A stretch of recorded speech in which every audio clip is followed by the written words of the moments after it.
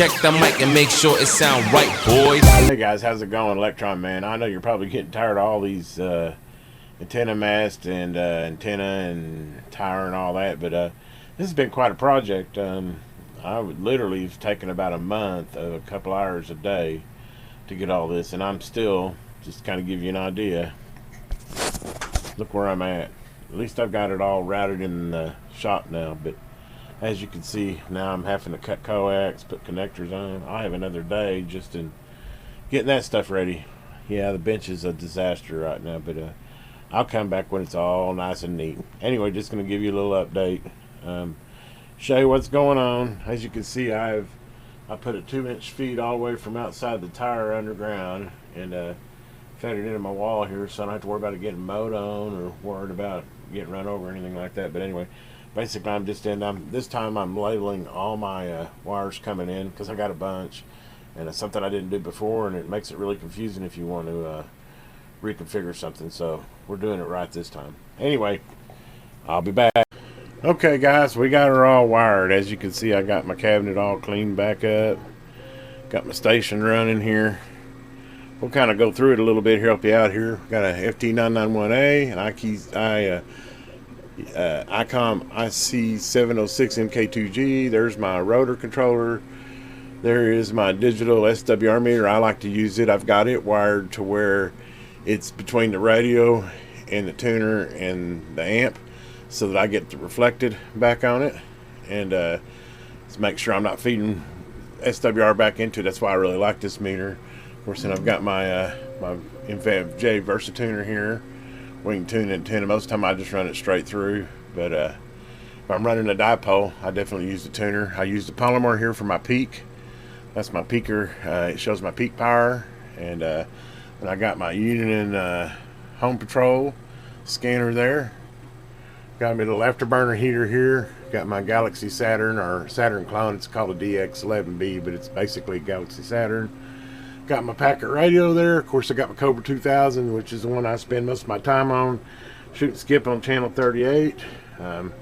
As well, I got a Bose speaker that's feeding my scanner. And then, of course, there's my 36 amp power supply. I've actually got another one too, but that's all I need for out here. I just got a little bitty 200 watt heater here for the Cobra. In fact, if you do a little key here, you can see.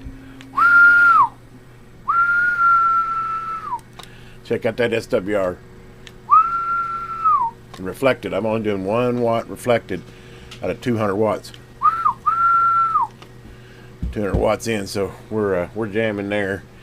And of course, the way I got the antenna set up is I got this set up on the Ringo Ranger high gain ground plane up on the tire, and then I've got my IC991 is hooked up to the 13 element 2-meter beam. And of course, I got an antenna switch here. This switches all my radios, so I can go from my Cobra, my Galaxy, my IC. I can do HF on any of those and feed through here. Yeah, I got quite a little setup here. Of course, I got me an all-band receiver scanner there, and I got me a shortwave radio there. There's my 3D printer, and then there's my APRS stuff for packet radio on 2-meter for my ham stuff. And we'll go ahead and take a walk out here, and I'll kind of show you the antenna one more time, see what we got going on out there. As you can see here now, I have ran conduit all the way through, ran the tire all the way up, and I fed it into the wall so that it's nice and secure. You don't have to worry about it getting mowed over or anything else, but it feeds up, goes up to the tire. I built a homemade tilt tire here.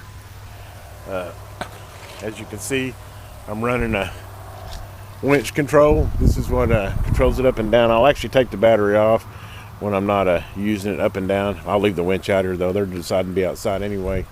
But basically, I have a video on me raising and lowering it. Then you go up top there, you can see I got my dipole feed out. It's 120 feet to the one side. It's a off-center fed dipole. And the other one's like 40 feet or 50 feet. Of course, you can see up top there, I got my silver rod, and then below it, I got my 13 element, and there's my my ground plane for my 2-meter and 440. Of course, that's just a TV antenna. And I do have this other one here that's going to actually go on that pole there. There's my weather station. So that kind of gives you a whole walk around. Oh, and there's another 2 meter there. That's the one I use on packet radio. It's another Ringo Ranger or high gain, whatever they got. FA 300, I think they call them. I call them a Ringo Ranger. That's what they used to be called. But good antennas, real good antennas. As you can see, I kind of got her all cleaned up, and I got my scanner antenna. It's right there. So yeah, that's kind of a walk around of the whole thing. Oh, and there's my tire camera there. It's actually watching the highway there right now. But anyway, thought you might like a full walk around and completion of the shack. Kind of give you a rundown of what I got going and why I got it going. This will probably be the last video I got to do on this. This has been like a month-long project, and a lot of money, and you wouldn't believe, I mean, just making jumpers and cutting cables. I went through, I don't know, about 12 of those SL239s, bunch of coax cable, RG213 is what I like to use, or RG8, the big stuff. Anyway, that pretty much covers it. Thought you might like a little walk around of the ham shack, and now that I got her all finished up and buttoned up, I can move over to some more repairs. I got a Dwight D unit in Dwight D that I'm gonna get back on, see if I can't get that baby running good. And we got some other CB stuff we'll be working on as well, and obviously anything else I got going on. Hopefully you enjoyed this, guys. Electron Man. If you haven't already, please subscribe to my channel, and as always, have a great day.